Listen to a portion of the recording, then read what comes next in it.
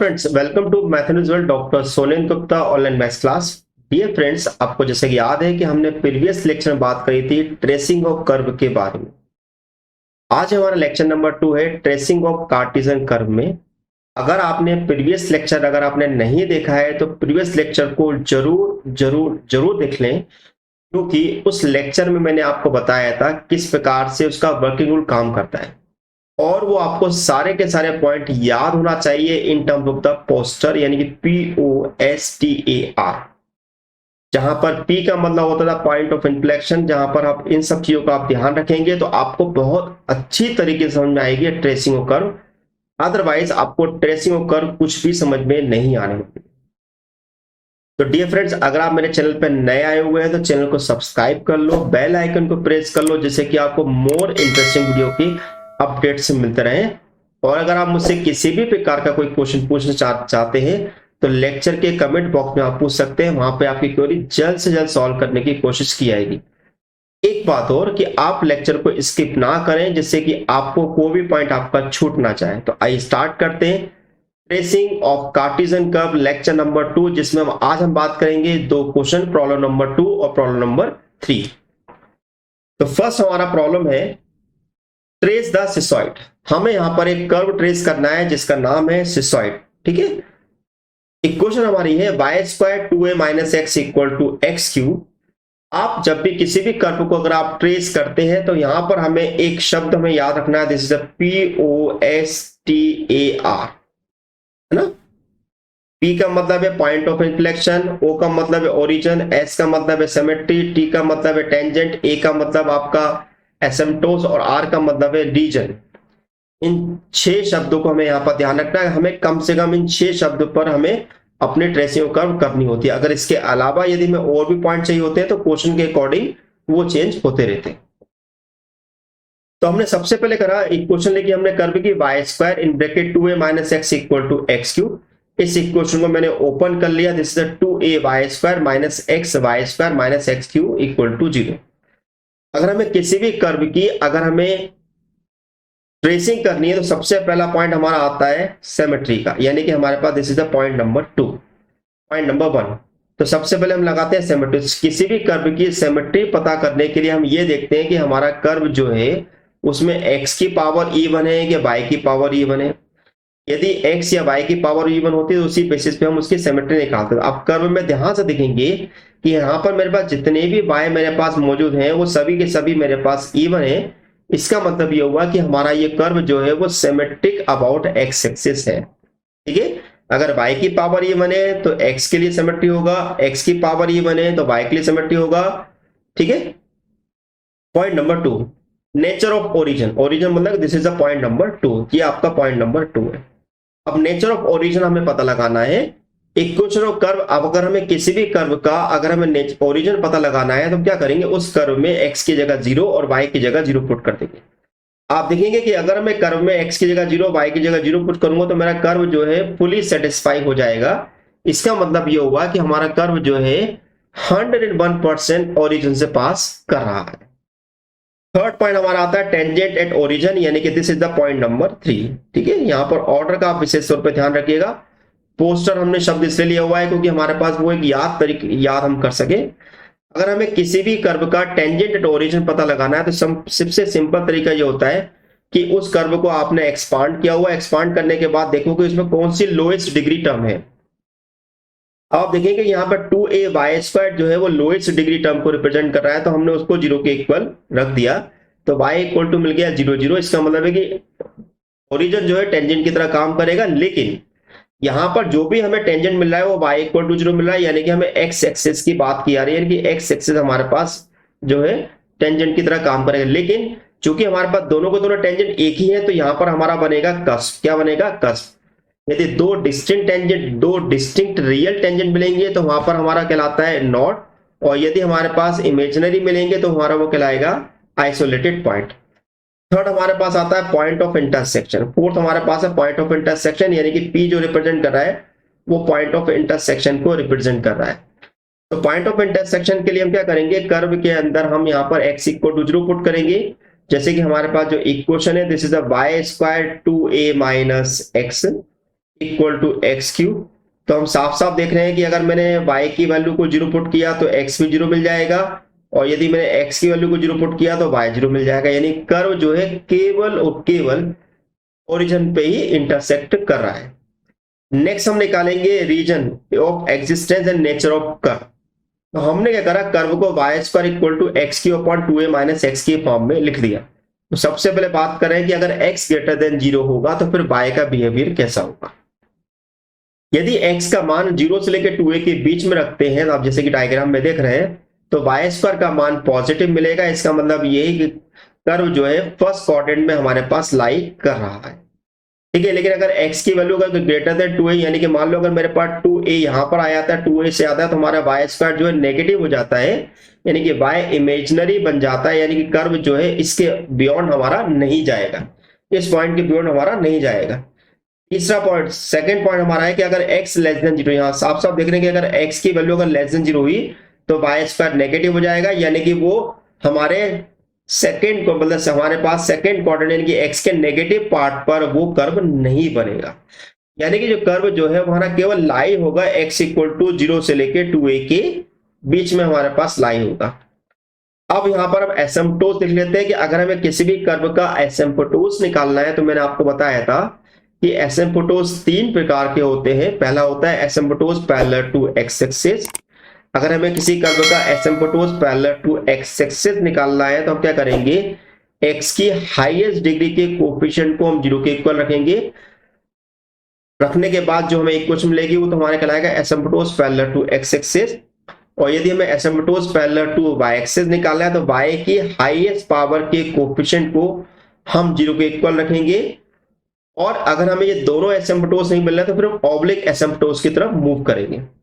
तो जैसे कि हमारी इक्वेशन है y square 2a minus x equal to x की, तो यहाँ पर वाई एक्स की हाईएस्ट पावर कितनी है 3 है, लेकिन यहाँ पर क्या कांस्टेंट टर्म मेरे पास 1 है, यानी कि इसका मतलब ये है कि इसका कोई भी एसिम्पटोस पैरेलल टू एक्स एक्सिस नहीं होगा। लेकिन अगर y की अगर बात करते हैं तो यहाँ पर y की पावर जो है हाईएस्ट पावर 2 है, जिसका कोएफिशिएंट 2a माइनस एक्स है। इस 2a माइनस एक्स को हम 0 के इक्वल रखते हैं तो हमें x इक्वल टू मिलेगा 2a। इसका मतलब ये हुआ कि हमारा कर्व जो है हमारा जो एसिम्पटोस है वो parallel to x parallel to y axis हमें मिल गया, जो कि x इक्वल टू। अब हम यहाँ पे बनाएंगे टेबल, ठीक है। तो x हमने लिया और y equal to under root x cube upon 2a minus x लिया। साफ साफ दिख रहा है कि अगर मैं x इक्वल टू 0 पुट करूंगा तो y की वैल्यू 0 मिलेगी। अगर मैं x equal to a put करूंगा तो y की जो वैल्यू है प्लस माइनस a मिलेगी। इसका मतलब ये है कि कर्व जो है y मतलब कि कर्व जो है आपका कर्व जो है a और a माइनस a पर इंटरसेक्ट कर रहा है, और 2a की अगर हम बात करेंगे तो हमारे पास इंफिनिटी मिल जाएगा। अब इन सब बेसिस पे यदि हम डायग्राम बनाना चाहें तो आप ध्यान से देखिएगा कि हमारे पास इसका मीनिंग क्या निकल रहा है। ओके, तो अब हमने यहां पर क्या करा कि भाई इस कर्व देखो, यहां पर मेरा सबसे पहले क्या था कि मेरा को जो कर्व था symmetric about the x axis था। तो देखो ये हमारे पास एक्स एक्सिस हमने बना ली है, वाई एक्सिस बना लिया है ना। अब हमने उसके बाद बोला कि हमारे पास जो एक्स एक्सिस है वो टेंजेंट की तरह काम करेगी, यानी हमारे पास कस्प बनेगा। तो देखो यहाँ पे मैंने इसके दो ब्रांचेस मैंने ले लिए यहाँ पर, है ना, 2 ब्रांचेस आपको दिखाई दे रहे हैं। तीसरा पॉइंट था हमारे पास जो कि कर्व जो है और केवल ओरिजिन पर इंटरसेक्ट करेगा, तो ओरिजिन पर इंटरसेक्ट कर रहा है। चौथा पॉइंट था हमारे पास है कि हमारा कर्व जो एक्स इक्वल 2a के बाहर नहीं आएगा, तो हमने वो ले लिया। पांचवा पॉइंट हमारे पास जो एसिम्पटोस था वो x इक्वल 2 है, तो मैंने x इक्वल 2 ले लिया। तो इस प्रकार से हमने ये डायग्राम अपना बनाया हुआ। तो आसान है क्योंकि जैसे कि हमारे पास ट्रेसिंग होती है, जैसे कि मैं अगर आपको खुद भी ऐसे अगर बनाना चाहूँ तो अपने सीधे सीधे क्या करेंगे, इस तरह से लिया, हमारे पास ये x एक्सिस हो गया, ये y एक्सिस हो गया, है ना, ये y एक्सिस हो गया। तो हमने यहाँ पर हमें कर्व बनाया तो हमने इसको इस प्रकार से इसको बना लिया लाइक दिस, इस प्रकार से हमारा बन जाएगा, है ना। अब इसके बाद हमें यहाँ पर टेंजेंट बनाना है, अपने एसिम्पटोस बनाना, तो हमें एसिम्पटोस हमें कुछ इस प्रकार से बनाना पड़ेगा। तो हमें एसिम्पटोस जो है इस प्रकार से बनाना पड़ेगा ना, स्ट्रेट लाइन हमारे को लेनी पड़ेगी भाई, स्ट्रेट लाइन इस प्रकार से। तो हमारा कर्व जो है कुछ इस प्रकार से बनेगा, राइट। तो हम इस प्रकार से अपना कर्व को बना सकते हैं। तो अब यहाँ पर हमने इस कर्व के अंदर खास बात ये देखी कि कर्व को हम जो बना रहे हैं वो हम किस प्रकार से बना रहे हैं। तो यहाँ पर भाई मैं इस लाइन को हटा देता हूँ क्योंकि आपको कंफ्यूजन ना हो। तो डायग्राम हमारा कुछ इस प्रकार से दिखेगा। तो आई होप आपको समझ में आ गया होगा। अब मैं आपको यहाँ पर सेकंड क्वेश्चन बता रहा हूं, तो सेकंड क्वेश्चन देखिएगा, trace the curve a y square equal to x square a minus x. अब इस कर्व में हमारे पास क्या है कि हमने इस कर्व को लिख दिया a y square equal to x square a minus x, और यहां पर मैंने a y square minus x square plus x cube equal to 0 लिख दिया। यानी कि हमने क्या करा, इस टर्म को यहां पर लेके आ गए और हमारा कुछ इस प्रकार से लिखा गया। अब इस कर्व में मैं सिमेट्री लगानी है, तो देखो यहाँ पर कौन सी पावर इवन आ रही है, तो यहाँ पर हमारे पास जो पावर जो है एक्स की भी इवन आ रही है लेकिन वाई की भी। लेकिन यहाँ पर ध्यान रखिएगा, अगर हम एक्स की पावर इवन की बात कर रहे हैं, इसका मतलब ये है कि एक्स के जितने भी टर्म है वो सबकी पावर इवन होना चाहिए। ऐसा तो यहाँ पर नहीं है, तो यानी कि हमारा कर्व जो है सिमेट्रिक अबाउट वाई एक्सिस नहीं है। अब यहाँ पर वाई की पावर इवन, इसका मतलब है कि ये कर्व हमारा जो है सिमेट्रिक अबाउट एक्स एक्सिस, तो हमारा ये कर्व जो है सिमेट्रिक अबाउट एक्स एक्सिस निकल गया। दूसरा निकालना ओरिजिन, तो भाई सिंपल सी बात है कि अगर मैं x की जगह 0 पुट करूंगा और y की जगह 0 पुट करूंगा तो मेरे पास सेटिस्फाई हो जाएगी इक्वेशन, यानी कि कर्व जो है ओरिजिन से पास हो रहा है। तीसरा मुझे निकालना है टेंजेंट और ओरिजिन। टेंजेंट और ओरिजिन निकालने का तरीका ये है कि जो भी मेरे पास लोएस्ट डिग्री टर्म है उसको आप 0 के इक्वल रखो। तो लोएस्ट डिग्री टर्म मेरे पास क्या है, केवल y square minus x square equal to 0 है। तो मैंने यहाँ पर क्या करा, y square minus x square equal to 0 रख दिया, वाई इक्वल टू एक्स मिल गया और y equal to minus x. अब देखिए यहां पर हमारे पास जो है जो दो टेंजेंट हमें मिले हैं जो कि रियल और डिस्टिंक्ट हैं, तो ऐसी कंडीशन पे अगर हमारा ऐसा लॉजिक आता है तो उसको बोलते हैं हम नोड। प्रीवियस क्वेश्चन में हमारे पास जो टेंजेंट था उसमें हमारे पास एक ही टेंजेंट मिल रहा था जो कि एक्स एक्सिस था, इसलिए वो हमारा कहला रहा था कस्प। फोर्थ पॉइंट हमारा है पॉइंट ऑफ इंटरसेक्शन। हमें पॉइंट ऑफ इंटरसेक्शन निकालना है, तो हमने एक्स की जगह रखा 0, एक्स इक्वल टू रखा 0, तो वाई इक्वल टू 0 मिल रहा है, तो हमारा पासिंग थ्रू ओरिजिन करेगा। लेकिन हमारे पास जो इक्वेशन जो है तो हमारे पास क्या है, this is the a y square, this is the x square a minus x, है ना। तो भाई पहला वाला पॉइंट हट गया एक्स इक्वल टू 0 पुट करने पर। अगर लेकिन मैं वाई इक्वल टू 0 पुट करता हूं तो भाई मैं इस वैल्यू को अगर मैं 0 पुट करूंगा तो मेरे पास कितना मिलेगा, एक्स इक्वल टू 0 मिलेगा और एक्स इक्वल टू ए मिलेगा। इसका मतलब ये है कि कर्व ओरिजिन के साथ साथ ए 0 पे भी इंटरसेक्ट कर रहा है। फिफ्थ पॉइंट है region of existence and nature of curve. तो हमने क्या करा, एक क्वेश्चन को लिख दिया y equal to plus minus x under root 1 minus x upon a. अब हमने निकाला x ग्रेटर देन 0। अगर मेरे पास x की वैल्यू ग्रेटर देन 0 है, यानी कि 0 से लेके a के बीच में अगर मेरी वैल्यू आ रही है तो y स्क्वायर का वैल्यू पॉजिटिव है, यानी कि वो फर्स्ट क्वाड्रेंट में हमारा डायग्राम बन रहा है। अगर x ग्रेटर देन 0 है तो y स्क्वायर हमारे पास नेगेटिव मिल रहा है, इसका मतलब है कि हमारे पास जो कर्व है a के बियॉन्ड नहीं जाएगा। तो x when x greater than 0 then curve exists only in the region 0 less than x less than a lie in the first quadrant। Second हमारा है कि when x less than 0, यदि x की value अगर less than 0 तो ये तो मेरे पास पॉजिटिव हो जाएगी, लेकिन ये वाली वैल्यू नेगेटिव हो जाएगी, यानी कि y मेरे पास नेगेटिव मिलेगा, है ना। तो y मेरे पास नेगेटिव मिलेगा, राइट, x लेस देन 0 होने पर ये आपको नेगेटिव मिलेगा। तो y greater than x numerical, अगर हम यदि इस कंडीशन यदि y greater than x numerically है तो the curve exists in the region x से। आज तो अगर x की वैल्यू अगर इंफिनिटी आ रही है तो y की वैल्यू भी प्लस माइनस इंफिनिटी हमें मूव कर रही है। एसिम्प्टोस की अगर बात करें, कर्व में हमारे पास किसी भी प्रकार का कोई एसिम्प्टोस नहीं है, क्योंकि x की हाईएस्ट डिग्री कितनी है 3, तो उसका कोएफिशिएंट 1 है। y की हाईएस्ट डिग्री कितनी है 1, तो उसका कोएफिशिएंट हमारे पास कांस्टेंट, तो यानी कि इसका मतलब ये हुआ कि कर्व में किसी भी प्रकार का एसिम्प्टोस नहीं है। अब हमने लिख दिया भाई टेबल बना रहे हैं, तो x इक्वल टू 0 करने पर y की वैल्यू 0 मिल रही है, x equal to a put करने पर y की वैल्यू मुझे 0 मिल रही है, और x equal to minus a put करेंगे तो प्लस माइनस a रूट 2 मिलेगा और इंफिनिटी मिलेगा। अब इस क्वेश्चन में मुझे यहाँ पर एक स्पेशल टेंजेंट निकालना पड़ रहा है। हमने क्या करा है, जो इक्वेशन है उसको हमने डिफरेंशिएट कर दिया with respect to x, to a y dy upon dx equal to a minus x 3x square मिल रहा है, और dy अपॉन dx जो है 2ax minus 3x square upon 2ay मिल रहा है। जो मेरे पास टेंजेंट मिल, जब भी देखिए ओरिजिन के अलावा यदि मेरे पास कोई दूसरा टेंजेंट मिलता है तो वहां पर मुझे स्पेशल पॉइंट निकालना होगा, पता लगाना होगा क्या वहां पे कोई दूसरा टेंजेंट तो एग्जिस्ट नहीं करता है, उसका स्लोप क्या है। हमने a0 पे, अब जैसे हम यहाँ पर x इक्वल टू a और y इक्वल टू 0 पुट करेंगे तो ये वैल्यू मेरे पास इंफिनिटी मिल जाएगी।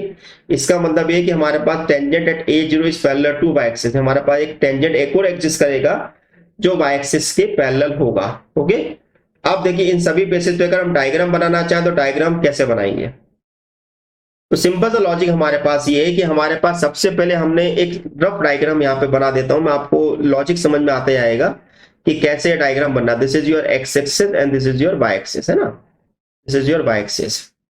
अब देखिए सबसे पहले हमसे क्वेश्चन में हमारा जो कर्व जो है उसमें नोड बनना, तो जब भी बेटो हमारे पास नोड बनेगा तो हमारे पास इस तरह से पॉइंट हमारे पास जरूर आएगा। ये नोड का लॉजिक होता है ना। हमने यहां पर इंटरसेक्ट क्यों, क्योंकि ये वाला जो कोऑर्डिनेट है वो मेरे पास A0 है, राइट। अब हमारे पास नोड बनेगा तो ये हमारे पास इस प्रकार से हमारा मूवमेंट होगा, हमारा इस प्रकार से मूवमेंट होता है, राइट। अब कर्व के पास दो टेंजेंट है, पहला टेंजेंट है y इक्वल टू एक्स, तो y इक्वल टू एक्स का मतलब होता है कुछ हमारे पास जो टेंजेंट जो है, कुछ हमारे पास जो टेंजेंट जो है वो कुछ इस प्रकार से मूव करेगा, ऐसे मूव करेगा। दूसरा टेंजेंट जो है y equal to minus x, यानी कि वो टेंजेंट जो है वो कुछ इस प्रकार से मूव करेगा, लाइक दिस, ठीक है। और एक टेंजेंट मेरे पास A0 पे भी है, जो कि मेरे पास जो टेंजेंट जो है वो इस प्रकार से काम करेगा। तो इसलिए ये डायग्राम कुछ इस प्रकार से बनाया गया है। तो डियर फ्रेंड्स, आपको मेरा लेक्चर ये कैसा लगा है मुझे जरूर बताइएगा। अगर आपको किसी भी प्रकार की कोई क्वेरी है तो आप मेरे व्हाट्सएप ग्रुप से जुड़ सकते हैं, जिसका नाम है मैथ्स फॉर यू। इसकी लिंक जो है आपको डिस्क्रिप्शन बॉक्स में दी हुई है, और साथ में आप मेरे टेलीग्राम ग्रुप से जुड़ सकते हैं। अगर आप मुझे फेसबुक पर अगर आप फॉलो करना चाहते हैं तो आप मेरे नाम को फेसबुक पर टाइप कीजिएगा, आपको नाम मिल जाएगा। साथ ही आप अगर मैथ्स फॉर यू को अगर आप टाइप करेंगे फेसबुक को, वो भी आपको मिल जाएगा। साथ में मेरी वेबसाइट पे विजिट करना मत भूलिएगा, जिसका नाम है www.sonendragupta.blogspot.com एंड www.sonendragupta.com पर। तो डियर फ्रेंड्स, आपको मेरा लेक्चर कैसा लगा है मुझे जरूर बताइएगा, लेक्चर कमेंट बॉक्स में कमेंट करना ना भूलिएगा। Thank you for watching my channel, doctor Sonendra Gupta.